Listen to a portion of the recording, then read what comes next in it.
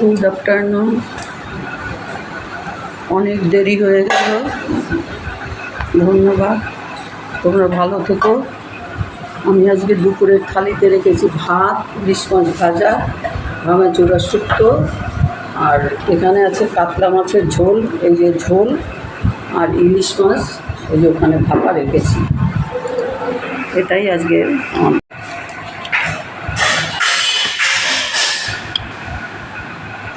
Hello friends, good afternoon.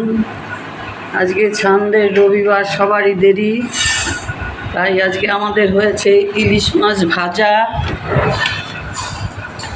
ভাঙাচোরা শুক্তা, আর ইলিশ মাছের তেল রয়েছে। এখানে জ্যান্ত কাতলা মাছ সাদা ঝোল, মানে পেঁপে আলু দিয়ে ঝোল, আর এটা হচ্ছে ইলিশ মাছ ভাপা।